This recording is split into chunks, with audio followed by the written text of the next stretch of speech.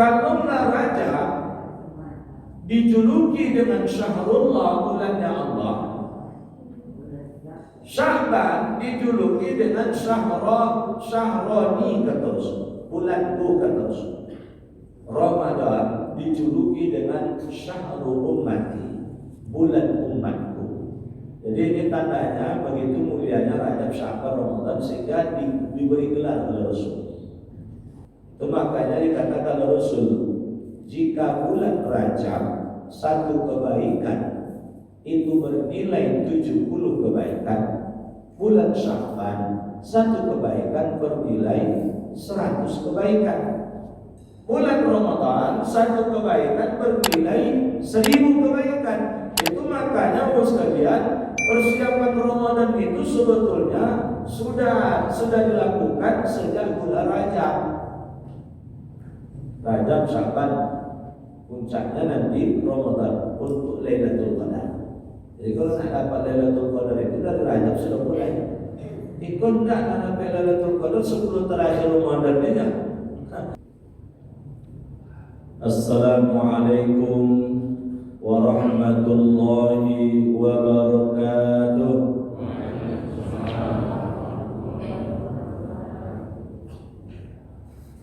Alhamdulillahilladzi ahyana ba'dama amatana wa ilaihin nusyur.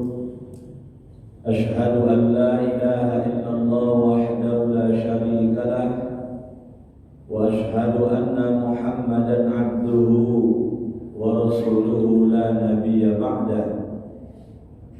Allahumma salli wa sallim wa barik ala sayyidina Muhammad wa ala alihi wa ashabihi ajma'in. Syukur alhamdulillahi rabbil alamin. Kemudian salawat dan salam kepada Rasulullah sallallahu alaihi wasallam.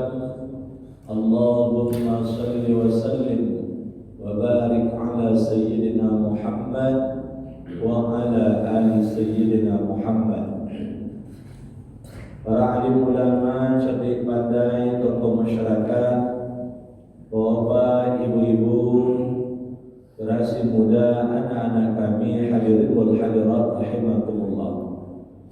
Apa terasa oleh kita, hari ini kita telah berada pada hari ke-6 di bulan Sya'ban 1442 Hijrah. Sya'ban adalah bulan yang istimewa.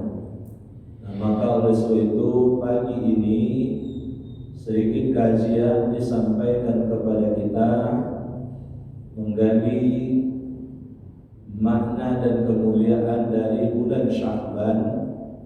Lalu apa yang dianjurkan kepada kita untuk diperbanyak pada bulan Sya'ban ini?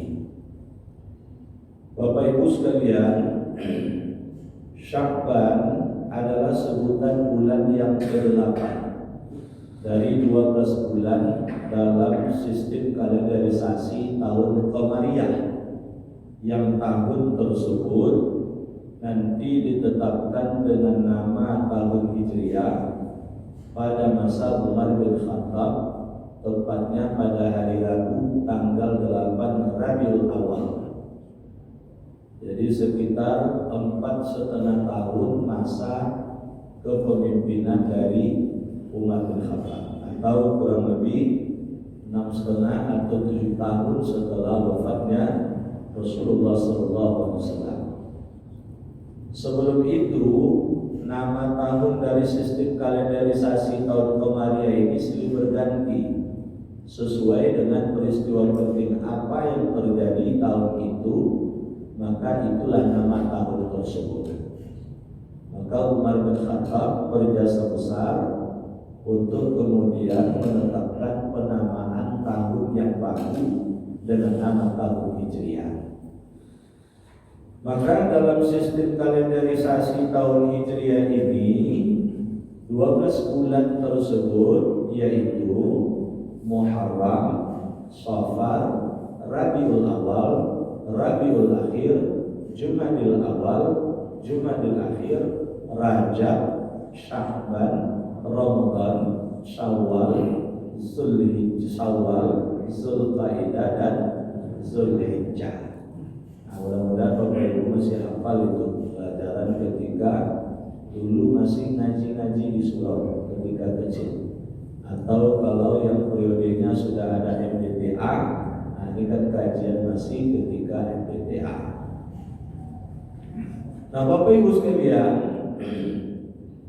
Sya'ban ini adalah satu nama yang memang dari dulu orang sudah mengenalnya dengan sebutan Sya'ban. Jadi nama-nama bulan ini Pak Bu memang jauh sebelum kelahiran Nabi sudah dikenal oleh orang Arab, termasuk Sya'ban ini. Nah, paling nanti Muharram itu dulu awal mulanya namanya adalah Safar awal. Jadi dulu mulanya Safar awal, Safar akhir, Rabiul awal, Rabiul akhir dan seterusnya. Nanti pada masa Rasul, Safar awal itu Rasul ganti dengan sebutan Muharram. Tentu kemudian tidak ada lagi sebutan Safar akhir karena awalnya sudah hilang. Maka Muharram, Safar dan seterusnya. Nah Sya'ban ini secara kebahasaan maknanya adalah berpencar atau bercabang. Kenapa bulan ke-8 ini disebut sebagai Sya'ban? Karena dulu orang-orang Arab mereka pada bulan ini mengalami kesulitan dalam urusan air.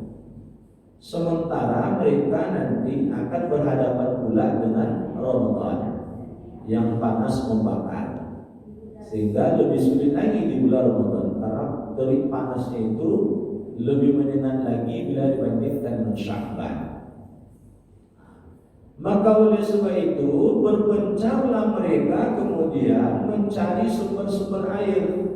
Kayak Sya'ban namanya berpencar, mencari sumber-sumber air untuk dikumpulkan bagi pemenuhan kebutuhan di bulan Sya'ban dan bulan Ramadan. Jadi dulu Pak Bu memang kalau bulan misalnya Safar itu udah mulai kering tuh Pak Bu. Safar akhir atau biasa disebut dengan Safar, apalagi Rabiul awal dan seterusnya itu sudah mulai kering. Nah, puncaknya itu nanti bulan Ramadan. Makanya namanya Ramadan, panas terik membakar. Sehingga saking panasnya Ramadan itu, saya sudah coba juga sekali umrah di bulan Ramadan, itu bisa suhunya itu di atas 50 derajat Celcius, 52, 54. Jadi kalau ibaratnya diletakkan telur di aspal, itu bisa masak sendiri nanti. Diletakkan telur di aspal masak sendiri dia. Jadi Bapak sekalian, nah maka oleh sebab itu di Arab sana, Mekah, Madinah itu memang air adalah harta yang sangat berharga. Itu makanya satu waktu ketika terjadi kemarau panjang di Madinah, tidak ada sumur ketika itu yang banyak airnya kecuali sumur milik seorang Yahudi. Lalu Rasul kemudian datang ke Yahudi tersebut, ditawari oleh Rasul, mau tak sumur ini saya ganti dengan kebun yang luas? Tidak mau dia Pak. Kalau sumur diganti dengan kebun kurma yang luas, tak mau dia Pak. Dia maunya sumurnya itu kalau sanggup beli sesuai dengan harganya. Itu saya nak dia saja tetapkan harga. Akhirnya kemudian Rasul minta kepada sahabat-sahabat yang kaya, coba beli sumur tersebut. Karena air dari sumur itu, nama sumur itu sumur Raumah. Air dari sumur Raumah itu hampir sama besarnya dengan air Zam-Zam. Akhirnya Utsman bin Affan dia mendatangi Yahudi tersebut, lalu kemudian menawarkan untuk dijual sumur tersebut. Yahudi ini ulah juga lagi Pak Bu. Namanya Yahudi Pak Bu. Jadi kalau ada orang zaman kini banyak ulahnya itu Yahudi itu. Kata Katanya tak mau ditukar dengan kebun, maunya dibeli. Ditawari betul Usman, berapa nak jual? Oh, saya tak mau jual seluruhnya, saya mau jualnya separuh nih. Sumur dijual separuh. Oke, kata Usman, saya beli separuh. Pola baginya, hari ini sumur itu milik Yahudi, besok milik Usman. Besok milik Yahudi lagi, berikutnya milik Usman. Ganti-ganti terus. Yahudi ini memang dari dulu airnya itu dijual olehnya. Jadi tiba giliran milik Yahudi ini memang air sumur Roma itu dijualnya. Tapi tiba giliran milik Utsman, air sumur itu disedekahkan. Jadi sejak dibeli separuh oleh Utsman, maka orang-orang tak mau datang pada hari sumur itu dimiliki oleh sang Yahudi. Orang-orang berdatangan ketika sumur itu milik dari Utsman. Jadi codi orang Yahudi, codi Utsman deh. Makanya Utsman itu kaya raya dia Pak. Tapi cerdik Utsman itu kan cerdik yang luar biasa dermawan. Jadi kalau Yahudi cerdik piti-piti gitu orang. Jadi kalau seluruhnya diukurkan uang, ada Yahudi itu Pak. Orang kaya hanya berjual oleh ada Yahudi itu. Jadi waktu sekalian akhirnya Yahudi ini merasa rugi. Kalau begini rugi ini. Kalau gitu saya jual aja lah deh. Pisah langsung Utsman. Berapa nak kau jual? Dijual seluruhnya Pak dengan harga 20.000 dirham. 1 dirham zaman Rasul itu Pak kalau dikonversikan ke nilai sekarang itu diperkirakan sekitar 300.000. 300.000 kali 20.000. Berapa duit itu Pak? Yang pintar matematika itu lah 6 miliar Pak. Ada sumur di sini harganya 6 miliar Pak. Jadi Bapak sekalian, sebegitu luar biasa berharganya air tersebut. Tapi menariknya Pak, wakaf sumur Roma Utsman ini sekarang Bapak sekalian sudah berkembang. Itu dalam bentuk kebun sampai sekarang sudah berkembang pula menjadi hotel Pak. Jadi kebun Utsman itu sekarang itu wakafnya dikelola oleh kerajaan Arab Saudi. Jumlah pohon kurmanya itu di kebun tersebut kononnya tidak kurang dari 1.550 pohon. Jangan Bapak Ibu bayangkan sawit ini tak sebanding nilai hasil panen dengan sawit baru. Ada yang memprediksi kalau maksimal buah kurma itu Pak sekali panen itu sama dengan 1 hektar kebun sawit dalam 1 tahun panen. Sebelah 1 hektar itu sekali panen 1 juta. Sekali 2 minggu berarti 2 kali sebulan. Berarti kan 2 juta 1 hektar. Kali 12 bulan 24 juta. Lebih bagus itu hasil kurma tadi. Tapi bukan kurma yang ditanam di Pekanbaru nih. Kalau ditanam di Pekanbaru memang tandannya banyak. Tapi kalau standar dalam 1 pohon itu standar yang sampai matangnya. Selebihnya berguguran dia. Karena memang alamnya mungkin kurang pas, kurang cocok. Kurma ini Pak ini untuk nyimpan air sebetulnya. Di Indonesia, apalagi di Riau, rawa-rawa banyak. Yang lado air simpan dulu air, tidak cocok dia Pak. Bapak Ibu hadirin wal hadirat rahimakumullah. Bahkan sekarang itu dari pengembangan kebun kurma dari Utsman tadi, itu kan pembagiannya bagus separuh untuk diberikan kepada orang yang membutuhkan, separuh lagi untuk pengembangan wakaf. Maka sekarang Pak itu sudah dari kebunnya masih ada, sumurnya masih ada, kebunnya masih ada, sekarang sudah berkembang juga dalam bentuk hotel bintang 5 di sekitar wilayah Markaziyah. Wilayah Markaziyah itu wilayah sekitar sekeliling Masjid Nabawi. Itu luar biasa hebatnya wakaf Tuhan. Jadi pada kajian kita bos sekalian, jadi Sya'ban itu dulu adalah bulan berpencar mencari air. Begitu kemudian pada masa Rasulullah, maka kemudian bukan sekedar maknanya berpencar Sya'ban tersebut, tapi bercabang. Apa maknanya?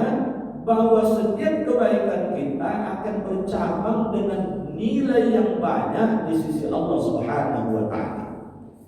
Itu makanya dikatakan Rasul, jika bulan Rajab satu kebaikan itu bernilai 70 kebaikan, bulan Sya'ban satu kebaikan bernilai 100 kebaikan, bulan Ramadan satu kebaikan bernilai 1000 kebaikan. Itu makanya Bapak sekalian, persiapan Ramadan itu sebetulnya sudah dilakukan sejak bulan Rajab. Rajab, Sya'ban, puncaknya nanti Ramadan untuk Lailatul Qadar. Jadi kalau nak dapat Lailatul Qadar itu dari Rajab sudah mulai. Ikut nak dapat Lailatul Qadar 10 terakhir Ramadan ini. Itu sekalian, Utsman bin Affan itu sebegitu luar biasa kaya dan sibuk dia bangun. Kalau sudah bulan Rajab, dia tak mau lagi melakukan perjalanan dagang. Kalau ibarat pegawai cuti besar ya 3 bulan. Cuti besar. Sampai sebegitu luar biasa Utsman bin Affan itu, kalau Rajab misalnya itu sekalian sekali dalam 2 hari khatam Quran. Bulan Sya'ban sekali sehari khatam Quran. Kita berapa kali Pak Bu? Jadilah sekali setahun jadilah. Tapi kalau sekali setahun tidak juga khatam Pak Bu, mulailah kita perbaiki diri. Nanti bulan Ramadan puncaknya Pak Bu, itu rata-rata sahabat sekali 10 hari khatam Quran. Bahkan puncaknya sekalian bukan sekali 10 hari, 2 kali sehari puncaknya khatam Quran. Kalau bulan Sya'ban ini sekali sehari. Ramadan bisa puncaknya sampai 2 kali sehari khatam Quran. Itulah kemudian sampai Imam Syafi'i yang mengikuti jejak langkah seperti ini mengatakan dan memang mempraktekkan Bapak sekalian bahwa dia itu mampu 2 kali sehari khatam Quran, dan ini bisa dilakukan bagi penghafal Quran. Kalau tidak hafal Quran susah melakukannya. Bapak Ibu hadirin wal hadirat rahimakumullah. Kalau Rajab dijuluki dengan Syahrullah, bulannya Allah, Sya'ban dijuluki dengan Syahroni keterus, bulanku keterus. Ramadan dijuluki dengan Syahrul Ummati, bulan umatku. Jadi ini tandanya begitu mulianya Rajab, Sya'ban, Ramadan sehingga diberi gelar oleh Rasul. Kalaulah bulan Rajab tersebut adalah bulan membersihkan diri dari dosa, Sya'ban adalah bulan membersihkan hati manusia, Ramadan adalah bulan mensucikan roh manusia. Itu makanya Pak Bu, Lailatul Qadar siap dia menerima kedatangan Lailatul Qadar tersebut. Di bulan Rajab sudah dibersihkan dosa, maka di bulan Rajab banyak taubat, banyak istighfar, banyak kemudian melakukan kebaikan-kebaikan untuk menghapus dosa masa lalu. Bulan Sya'ban membersihkan hati dari apa sekalian? Banyak yang akan dibersihkan hati tersebut. Dibersihkan hati dari marah, dendam, dengki, buruk sangka, sombong, ujub, rakus, pelit, hubbud dunya wa karahiyatul maut, cinta berlebihan pada kehidupan dunia, takut kepada kematian, riya. Jadi ada 10 macam penyakit hati yang harus kita bersihkan. Yang khawatirnya kalau ini masih dibawa juga sampai Ramadan kita tidak akan maksimal. Gimana ceritanya akan maksimal? Marah, dendam, dengki, buruk sangkanya masih ada. Itu satu grup tuh Pak Bu. 4 itu satu grup itu angkangnya marah. Nah, Berawal dari marah muncul dendam. Kalau orang sudah dendam baru bawaannya dengki. Jadi sekalian, kalau orang sudah marah dendam dia baru. Kalau orang sudah dendam itu bawaannya iri dan dengki. Jadi serba salah orang bolehnya. Baik orang dicurigai, memberi orang dicurigai, tak memberi orang pelit katanya. Di Surabaya nih kalau orang seperti ini bang, termasuk juga rakus pelit. Nah, kalau sempat dibawa juga lagi sampai Ramadan, itulah puasanya macam ular tuh bang. Ketika lapar, wah semua yang nampak di lahapnya habis semuanya. Sudah kenyang, tidur dia. Nanti lapar bangun lagi. Jadi begitu selesai sahur tidur dia. Lapar nanti bangun dia. Siap pula untuk buka, dia hajar dia pula lagi. Tarawih pun ngantuk karena sudah kenyang. Jadi Bapak Ibu sekalian, maka oleh itu bersihkan hati kita tersebut. Tak ada sokong, tak ada hujung. Maka Sya'ban ini adalah bulan kita membersihkan hati kita. Tiba nanti lagi di bulan Ramadan mensucikan roh kita. Bapak Ibu hadirin wal hadirat rahimakumullah. Banyak para ulama yang kemudian menjabarkan tentang kemuliaan Sya'ban ini. Sampai di antara mereka kemudian pretelin huruf demi huruf dari nama Sya'ban tersebut. Lalu kemudian dibuat kepanjangan dari huruf-huruf tersebut. Sya'ban, shin, ain, ba, alif tanda panjangnya, belum. Shin, syarafun wa syafa'atun. Syarafun artinya mulia, syafa'at artinya syafa'at. Inilah bulan yang Allah muliakan. Tadi telah sebutkan baru. Sebegitu dimuliakan satu kebaikan itu 100 nilainya. Kita ini baru umat Nabi Muhammad yang kita kejar keuntungan kita jadi umat akhir zaman ini baru umat Nabi Muhammad satu amal tidak satu nilainya. Itu yang membuat Nabi Musa itu menangis baru bersua dengan Nabi Muhammad dalam perjalanan Mi'raj Nabi. Lalu kemudian Nabi Musa menangis. Dia katakan, ya Muhammad, dulu aku menyangka aku yang paling dimuliakan oleh Allah. Aku menerima wahyu langsung dari Allah di Bukit Tursina. Tapi rupanya engkau lebih dimuliakan. Engkau diperjalankan dalam perjalanan Isra Mi'raj. Kenapa begitu Pak? Ya Nabi Musa kan di Bukit Tursina. Semua orang kan bisa pergi ke Bukit Tursina. Tapi Nabi Muhammad kan Isra Mi'raj. 3 dimensi dilaluinya itu baru. Dimensi nasutnya, dimensi malakutnya, dimensi lahutnya. 3 itu baru. Dimensi nasut itu maksudnya dimensi kemanusiaan. Dari Mekah Palestina siapa saja bisa baru.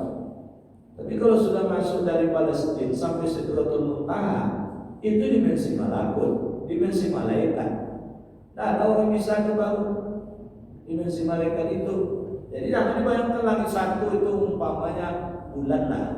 Kalau begitu dia langsung sudah sampai ke langit satu itu. Nah, ini keluar dari alam raya yang sudah dipelajari oleh manusia ini. Ada planet, ada galaksi. Di luar dari itu semua baru.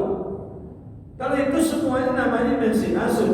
Dimensi nasut ini satu saat nanti manusia dengan teknologinya bisa ke planet Mars.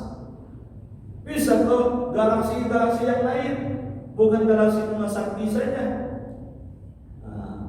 Apalagi sudah ditemukan itu planet baru yang mirip dengan bumi baru.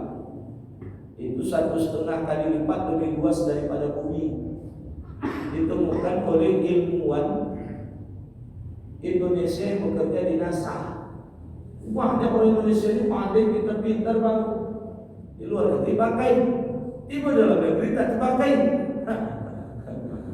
Dalam negeri itu Pak, kalau pandai kurang pakai, itu kalau lebih pandai pakai itu. Itu guyonan saja. Enggak ada, ini berubah di bulan. Bapak Ibu hadirin wal hadirat rahimakumullah. Suhu planet baru ini Pak Bu, itu antara 25 sampai 30 derajat Celcius. Belum ada orang lagi. Mana tahu di sini Bapak Ibu nak berkebun sawit tanah labi. Bisa dikapling tuh planet baru tuh. Tapi jauhnya Pak Bu, untuk sampai ke sana itu di atas 100 tahun kecepatan cahaya baru bisa sampai. Berapa kecepatan cahaya itu? Kalau Bapak Ibu melihat kilatan petir, itu kecepatan 1 detik 300.000 km. Nanti kalau ada kalkulator itu nggak lupa. Kecepatan cahaya 1 detik 300.000 km. Butuh waktu 100 tahun kecepatan cahaya. Kalkulator pun pusing itu Pak. Tak masuk angka itu. Tak masuk angka itu. Bapak Ibu hadirin wal hadirat rahimakumullah. Jadi dimensi malakut ini malaikat itu makanya buruk tidak pakai lagi. Buruk itu dari Mekah ke Palestina saja. Sampai Sidratul Muntaha itu dengan malaikat Jibril saja gitu. Jadi panglimanya seluruh malaikat. Nah, lewat dari Sidratul Muntaha sampai pada puncak perjalanan itu sudah dimensi laut, dimensi ilahiyah, dimensi Tuhan. Malaikat Jibril pun tidak bisa dampingi Bang. Nabi Muhammad sendiri lagi.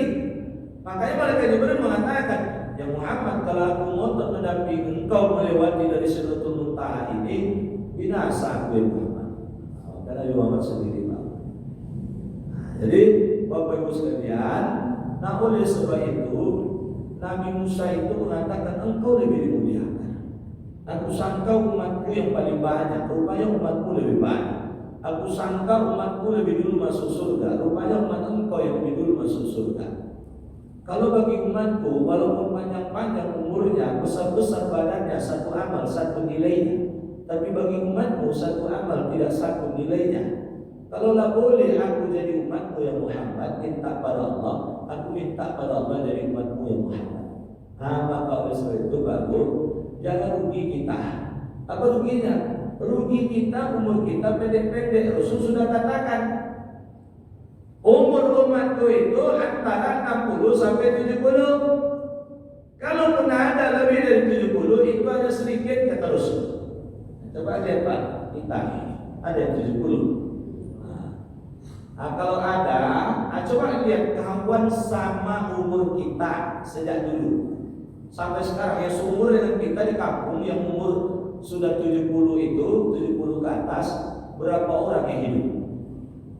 10% pun mencari susah Pak. Jadi istimewanya kita bahwa kurangnya tadi kan umur pendek, tapi istimewanya satu amal tidak satu nilainya. Di bulan Sya'ban ini satu amal 100 nilainya, maka perbanyak amal.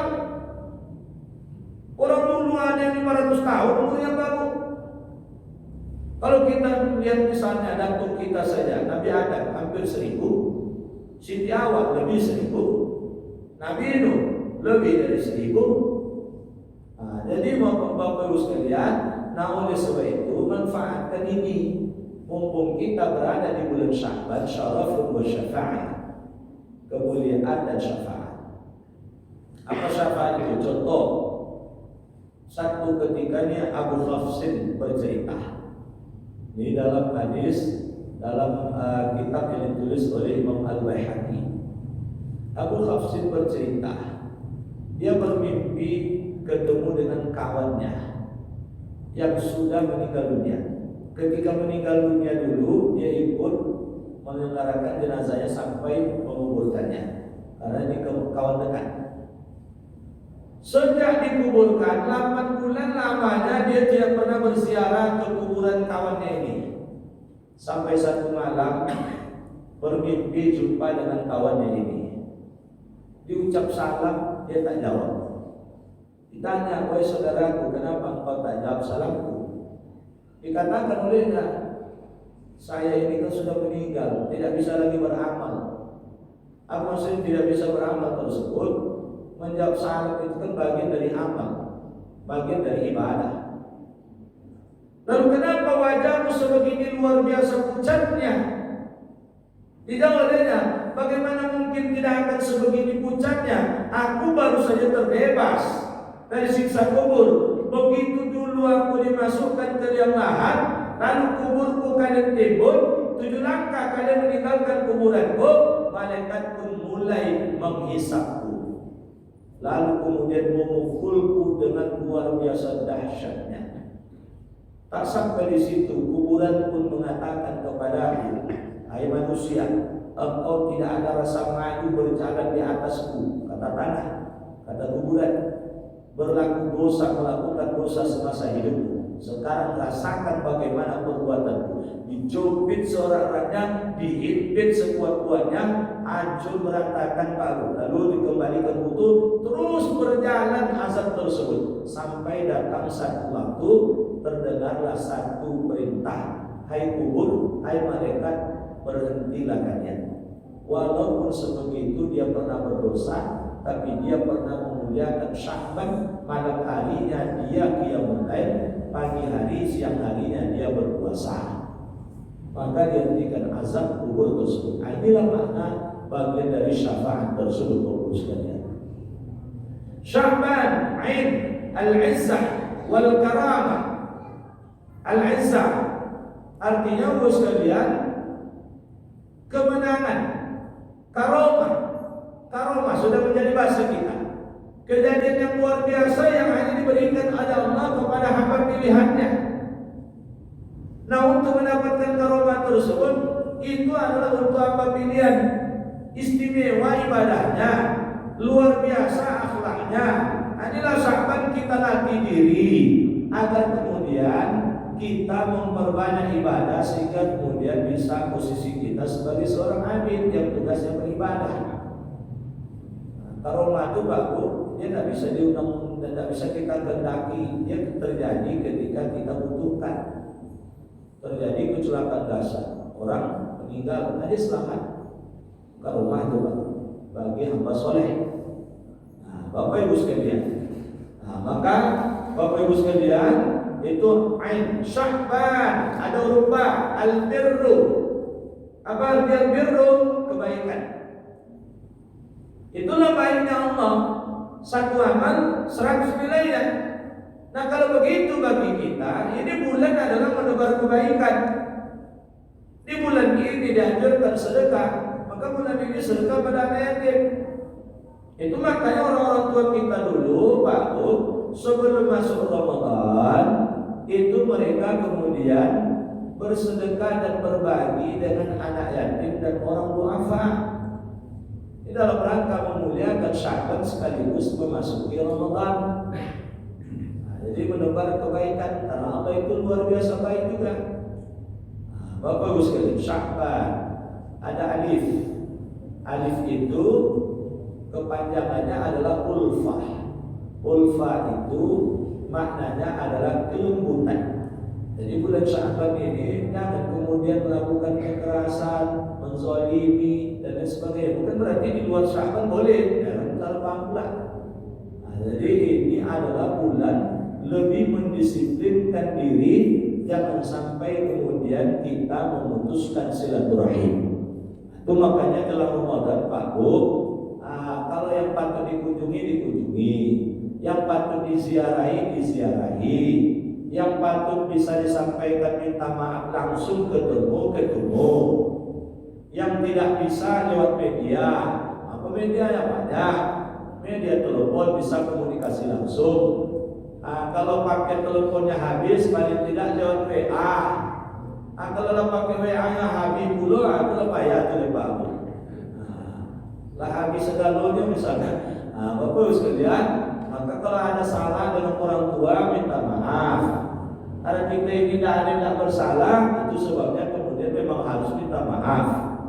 Lalu kemudian kalau sudah meninggal dunia, ziarahi kuburannya. Ini merantau ke Pekanbaru, sudah merantau ke Pekanbaru, tidak pulang kampung lagi. Kenapa tidak pulang kampung, Pak? Ya orang tua saya sudah meninggal dunia. Meninggal itu penting, Pak Bu.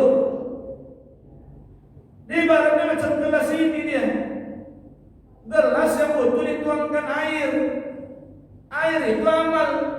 Kita yang hidup ini yang menuangkan air. Ini menunggu tuh Pak Bu. awal dibunuhnya. Anda ada ziarah-ziarah tu dah 10 tahun lagi. Besok tiba giliran nak merasakan pula di alam barzakh itu Pak Bu. Tunggu giliran besok meninggal. Anaknya 20 tahun pula nak ziarah-ziarah lagi. Maka oleh sebab itu sekalian, ya luangkan waktu untuk ziarah kubur. Jangan asik dengan dunia. Saya dunia ini tidak ada kitab, tidak juga selesai oleh orang baru. Jangan macam awaknya kan menyelesaikan dunia bang. Kalau tak diampun dah selesai Ustaz, macam ini saja yang akan menyelesaikan dunia. Tak pernah ada kitab baru, tak juga tuntas oleh orang. Tak juga tuntas oleh orang. Maka Bapak sekalian, sesibuk-sibuknya kita, janganlah orang tua yang mesti. Sesibuk-sibuknya kita, ziarah ke kuburan orang tua. Rumah terbeli, mobil terbeli, kebun terbuat juga, rumah kontrakan kemudian terbuat juga. Tapi begitu pulang kampung aja, banyak duitnya Ustaz katanya. Yang tadi tak teribu maknanya banyaknya. Bapak Ibu hadirin wal hadirat rahimahullah. Ketika kita ziarah kubur, kita baca qul huwallahu 12 kali dalam satu hadis sebutkan Rasul 12 kali. Ada riwayat memang menyebutkan 3 kali. Tapi ada riwayat menyebutkan siapa yang membaca qul huwallahu saja 12 kali ketika ziarah kuburnya, dia mendapatkan pahala dari baca qul huwallahu tersebut, sedangkan yang diziarah tersebut mendapatkan syafaat dari bacaan qul huwallahu tersebut. Qul huwallahu berapa? Apa yang lain? Jadi mana tahu ada yang tak pandai baca Quran misalnya, dalam proses belajar masih qul huwallahu baca qul. Dalam riwayat lain alhaqumut takasur. Dalam riwayat lain ya qul a'udzu falaq, qul a'udzu binnas dan seterusnya. Itulah yang dinamakan dengan surat-surat tahlil. Nah, Bapak Ibu hadirin wal hadirat rahimakumullah. Huruf terakhir nun, an-nur. Bahasa kitanya adalah cahaya. Apa makna di situ? Cahaya ya. Jadi di bulan Sya'ban ini, ketika kita kemudian mengekang diri untuk tidak berbuat dosa dan kezaliman, tidak memutuskan silaturahim, lalu kemudian berubudiyah kepada Allah, hidayah itu insyaAllah lebih dicurahkan oleh Allah pada bulan Sya'ban ini. Bukan berarti di luar Sya'ban, tidak. Nah, itu makanya kalau sudah sempurna hidayah itu dapat, di bulan Ramadan kita bisa maksimal. Nah, maka oleh sebab itu baru ini Sya'ban bukan bulan sembarangan bulan. Ini bulan adalah bulan persiapan menghadapi Ramadan. Oleh sebab itu jangan lalai di bulan Sya'ban. Perbanyaklah ibadah puasa, kurangi jam tidur untuk semakin meningkatkan qiyamul lail, lalu perbanyaklah sedekah dalam bulan Sya'ban ini. Inilah sekalian sedikit kajian mengingatkan kita tentang keberadaan kita di bulan Sya'ban tahun 1442 Hijrah ini. Sebelum ditutup menjelang kita melaksanakan sholat sunat isyraq, kalau ada yang ingin ditanyakan terkait dengan persoalan ini atau ada persoalan lain yang sangat penting, insyaallah kalau mampu sejauh saja. Silakan Bapak Ibu kalau ada yang ingin bertanya. Baik, terima kasih banyak Ustaz Ibrahim. Sya'ban ini banyak sekali. Bapak Ibu insyaallah yang berkaitan dengan Sya'ban ya, silakan ditanyakan. Boleh. Bapak ada?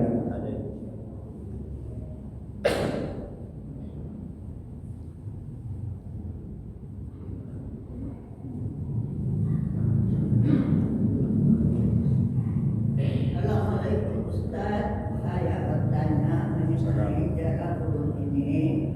Umpamanya kita kurang kesehatan kita kurang menginginkan, kita berdoa aja di sini. Apakah samakah manfaatnya itu untuk orang tua kita atau langsung kita bikin ukurannya itu? Terima kasih Ustaz. Assalamualaikum. Waalaikumsalam. Jadi dalam hadis memang sebutkan Rasul, kuntu nahaitukum an ziyaratil qubur ala rasulha. Dulu aku melarang kalian ziarah kubur, sekarang lakukanlah. Nah, karena redaksinya seperti itu, maka kemudian para ulama mengatakan ziarah kubur itu sunnah, tidak wajib. Nah, dalam urusannya seperti ini, ketika memang kita tidak mampu lagi untuk melakukan perjalanan yang jauh, mungkin kuburan orang tua kita kan jauh, kita berjalan dari sini sampai ke Bangkinang saja ada sakit pinggang misalnya. Nah, berjalan maksudnya itu berjalan kaki. Nah, jalan itu pakai mobil, tidak bisa duduk, tidak bisa tahan duduk lama. Nah, dalam situasi seperti ini maka tuntutan ziarah kubur tadi jadi gugur jadinya. Cuman kalau bisa kita anjurkan keterwakilan dari kita melalui anak kita atau cucu kita. Anak kita atau cucu kita yang ziarah kubur. Sehingga yang meninggal tadi dapat dia. Sekalipun ketika kita doa dari sini dapat. Ketika kita baca Quran dari sini niatnya adalah untuk orang tua kita yang telah meninggal dunia dapat. Tentu Ibnu Rajab membuat tulisan baku namanya Jami'ul, judul bukunya itu Jami'ul Ulum wal Hikam. Lalu dia cerita begini, ada seorang yang dia bermimpi jumpa dengan orang yang telah meninggal dunia. Lalu kemudian orang-orang yang dijumpai itu semuanya sedang mengais, sedang mencari. Tapi ada seorang kakek-kakek yang dia tidak mengais, tidak mencari. Ditanya, ini yang lain lagi cari apa? Kenapa kakek tak ikut? Yang lain lagi cari kiriman amal dari keluarga yang di sini. Saya punya anak si tukang roti, 2 kali sehari dia membacakan Al-Quran untukku. Tersentak bangun dicarinya si tukang roti tadi sesuai dengan ciri-cirinya. Maka ketemu lalu kemudian ditanyakan, benarkah orang tuamu telah meninggal dunia? Benar. Benarkah engkau membacakan Al-Quran untuk ayahmu tersebut 2 kali sehari? Benar. Singkat cerita beberapa bulan kemudian dia bermimpi jumpa lagi dengan orang yang telah meninggal dunia. Kakek tadi sudah mengais-ngais mencari-cari. Ditanya, mana anak kakek? Si tukang roti yang baca Quran untuk kakek 2 kali sehari. Dijawab olehnya, anakku telah tiada, tak ada lagi yang membacakan Al-Quran untukku. Jadi Pak Bu, disitulah kadang-kala letak pentingnya kita mendidik anak cucu kita untuk ziarah kubur. Sehingga nanti begitu kita tak sanggup lagi, ini untuk ayah ibu kita, ini anak kita dan cucu kita tetap ziarah dia. Tiba giliran kita yang meninggal nanti, tiba giliran anak kita tak sanggup lagi ziarah, cucu kita akan ziarah. Jadi tidak terputus dia babu, tidak terputus ziarah kubur itu jika perlu sampai kiamat, selagi punya anak keturunan kita. Dan disitulah baru letak pentingnya juga kuburan kita itu jangan buat kuburan pribadi. Kuburan pribadi siapa betul yang akan ziarah aku? Nah, jangan membuat kuburan itu sesuai dengan selera kita hidup. Begitu meninggal nanti ya Allah nyesal saya Allah kuburan pribadi, anak saya tidak ada ziarah, cucu saya tidak ada ziarah. Tapi kalau di pemakaman umum baru setiap orang meninggal ada yang masuk. Setiap kemudian mengatakan Allahumma ighfir lahum warhamhum wa'afihim wa'fu anhum, hadapan kita. Orang yang ziarah ngerti dia etikanya, lalu kemudian dia baca Assalamualaikum ya ahlad diyar. Nah, kita diberi kesempatan menjawab pertanyaan tersebut. Jadi kuburan pribadi itu kalibernya kaliber Nabi Muhammad atau boleh itu. Kalaupun ada sahabat yang akan putus-putus orang ziarah, tapi kalau sekali berkita tak usah buat kuburan pribadi lagi, nyesal kita nanti di alam kubur. Jadi kalau sudah ada yang membuat itu ralat dianya daripada nyesal nanti di alam kubur. Nah, maka Bapak sekalian kembali pada kajian. Maka oleh sebab itu pada dasarnya doa kita, zikir kita, baca Quran kita ketika di rumah insya Allah sampai. Tapi ada hal-hal yang kemudian ketika ziarah kubur itu kita dapati yang tidak kita dapati kalau itu dilakukan di rumah. Contohnya tadi ucap salam dijawab, lalu kemudian kita doa di situ, dia langsung kemudian mengaminkan doa kita. Ketika kita sirami kuburan kita tersebut, mudah-mudahan dengan niat yang ikhlas kita doakan sehingga kemudian siksa kubur pun dihentikan. Kan ada riwayatnya itu Rasul melewati kuburan itu penghuninya sedang diazab. Lalu kemudian Rasul berhenti, Rasul cari air, Rasul sirami air, lalu kemudian Rasul ambil kurma, Rasul tancapkan. Begitu ditancapkan, itu azab dihentikan oleh Allah. Karena begitu baru, karena saat hijau daun dari tumbuh-tumbuhan tersebut, selagi hijau, dia selalu bertasbih kepada Allah. Maka Bapak sekalian, pelepah kurma itu kan daunnya tebal. Jadi zat hijaunya itu lama matinya Bapak. Itu makanya pelepah kurma diambil oleh Rasul. Ditancapkan. Bapak Ibu sekalian, maka oleh sebab itu kalau kita tak sanggup lagi, maka sarankan kepada anak cucu kita cukup mendoakan dari rumah saja. Mungkin gitu. Baik Ustaz, ada yang sedikit tanya Ustaz. Mengenai nisfu Sya'ban Ustaz, apa yang sebenarnya saya lakukan? Jadi Rasul pagi hari baru dilihat oleh Aisyah, menangis Aisyah melihat kaki Rasul sudah bengkak, pecah-pecah meretak, sedikit memercikkan darah, seperti bekas darah di tumitnya itu. Ya Rasulullah, engkau ini kan tak ada dosa masuk, engkau sudah dijamin masuk surga. Kenapa harus begini betul engkau beribadah? Semalam ini kita tidur Rasul, ibadah terus.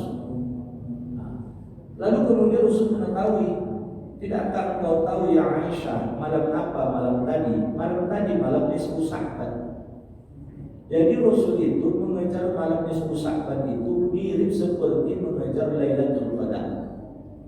Malam harinya dihidupkan qiyamul lail oleh Rasul, siang harinya kemudian dia berpuasa. Maka Rasul itu ini 6 Sya'ban ya Pak. Nanti malam 15 Sya'bannya, lalu siang 15 Sya'bannya kita beribadah. Malamnya qiyamul lail, siangnya kita berpuasa. Fadilahnya banyak yang menyebutkan macam-macam baku rinciannya. Di antaranya misalnya seluruh dosa diampuni. Siapa yang dosanya tidak diampuni?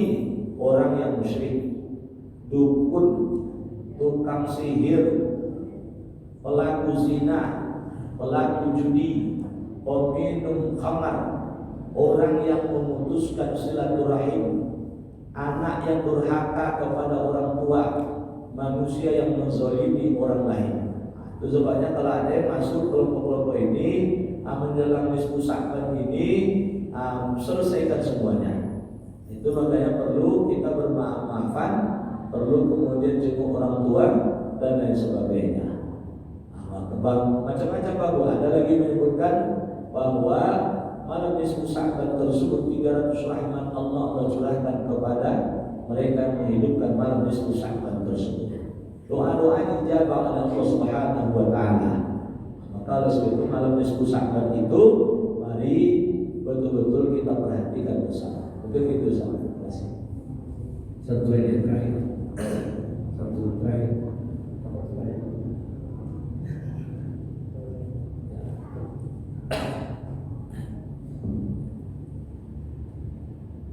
Assalamualaikum Ustaz. Bagaimana dengan amalan orang yang ziarah di akhir bulan Sya'ban dan di awal bulan Syawal? Pada dasarnya memang ketentuan ziarah kubur tersebut, ziarah saja berkaitan dengan ziarah itu tidak ditentukan waktunya, tidak ditentukan waktunya dan tidak mengkultuskan satu waktu. Itu konsep awal yang perlu kita pahami. Tidak ada ketentuan baku harus hari 1 Syawal, harus 1 hari jelang Ramadan. Itu kebiasaan saja, kebiasaan adat di tengah masyarakat. Karena menjelang Ramadan, kebiasaan orang sudah berkumpul dengan keluarganya. 1 Ramadan itu banyak kemudian keluarga, sekeluarga besar itu ingin berpuasa bersama mengawali Ramadan. Nah, karena mereka berkumpulnya satu hari sebelum puasa, maka kemudian ziarahnya pun bersama-sama. Macam kami misalnya, saya pun biasanya dengan keluarga besar di kampung, karena kampung tidak jauh juga, sekitar 35 kilo dari sini Kampar. Kalau orang menyebutnya sekarang Kecamatan Kampar. Nah, kami berkumpul itu satu hari sebelum Ramadan. Kalau orang menyebutnya Bali mau kasai, tapi di kampung kami tidak mengenal Bali mau kasai di sungai. Nah, kami hanya mengenal di kampung kami tradisi Bali mau kasai itu mengantarkan limau dan kasai ke rumah masing-masing, ke rumah paman-paman. Ponakan-ponakan diajarkan itu menjemput pamannya, ngantar limau dan kasai. Wah, hari anak-anak itu bagus, dapat saweran itu. Nah, dapat saweran itu.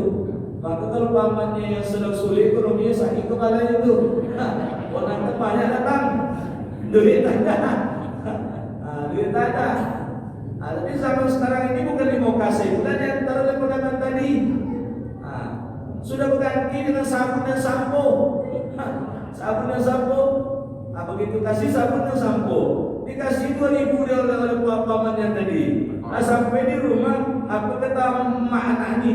Yuk pilih nama mak kalian modal sabun berapa dia, modal sampo berapa ya, 2.000 dia gitu dia.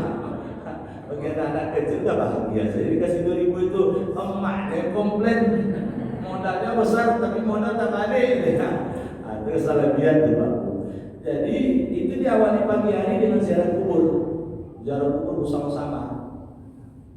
Maka ini tradisi. Jadi ini ada tradisi. Tidak ada ketentuan sunnahnya langsung menyebutkan seperti itu. Sama juga dengan 1 Syawal, kan hari bahagia. Semua bergembira, maka akhirnya kemudian ziarah kubur. Itu hanya rasa. Nah, dalam beragama perlu rasa. Jadi tidak saja kemudian sekalian dalam beragama itu kemudian hanya hal-hal yang normatif saja, tidak. Beragama itu semakin bisa kita menikmati kalau diiringi dengan rasa. Itu makanya Bapak-Bapak sekalian, ada dalam beribadah itu sendiri bukan sekedar rukun fi'liyahnya, tapi rukun batiniahnya juga. Rukun batinnya itu bagian diantaranya adalah khusyuk. Khusyuk itu bahasa lainnya adalah rasa. Jadi rasa hadir bersama Allah Ta'ala. Nah, maka rasa ini susah diungkapkan. Di mana Ustaz hadir bersama Allah itu? Aduh, payah kita bikinnya. Ditamparnya pipinya, paham berdempang masuk. Aduh sakit. Coba Anda definisikan apa itu sakit. Apakah karena ditampar di pipi saja sakit? Dipukuli kaki sakit juga. Dijewer di telinga sakit juga. Apakah karena hanya dijewer seperti itu saja sakit? Ada yang ditampar, ada yang dijewer, tapi sakitnya itu di sini. Sakitnya itu di sini. Jadi urusan itu saja susah kita mendefinisikan. Udara ini saja misalnya, coba definisikan seperti apa bentuk oksigen itu. Payah. Oh angin Ustaz, ada definisikan angin itu seperti apa? Oh melambai-lambai daun itu pohon. Itu saja tak bisa kita definisikannya. Apalagi kemudian di mana Ustaz hadir bersama Allah itu gitu ya. Itu orang gila bertanya yang tak perlu ditanya dan pusing sendiri, ujung-ujungnya putih tadi yang kiri betul. Segala nak dicari di sana seperti apa Ustaz hadir bersama Allah itu misalnya. Ujung-ujung kalau begitu di dalam diulitnya besok-besok akhirnya putus tadi yang gitu lagi. Tak cukup otaknya memikirkan Pak. Tadi saya sebutkan dimensi nasur, bisa kita mencernanya. Dimensi malakut saya tak bisa kita mencernanya. Dimensi malaikat, apalagi dimensi lahutnya. Dan itu bisa kemudian dibawakan, dirasakan dengan rasa. Maka perlu kemudian beragama itu adanya rasa. Nah, karena ada rasa kebersamaan, rasa tak enak hati dalam suasana jelang Ramadan, rasa tak enak hati kita bergembira 1 Syawal. Itulah kemudian kelebihan kita di Nusantara ini. Maka kemudian ada ziarah-ziarah kubur seperti itu. Dan rasa ini tidak bisa diserahkan tanpa. Di Arab tidak ada, karena di Arab dianggap biasa saja itu. di kita dianggap hal yang luar biasa. Nah, yang jelas dia tidak bertentangan dengan sunnah Rasul. Maka segala sesuatu yang tidak bertentangan dengan sunnah Rasul, rasa itu silakan diekspresikan. Nah, mungkin gitu. Baik Ustaz, ya, sudah waktu susah. Jadi itu kalau ada yang belum tuntas nanti bisa di WA-kan saja. Kemudian terima kasih, kita tutup dengan doa kafaratul majelis.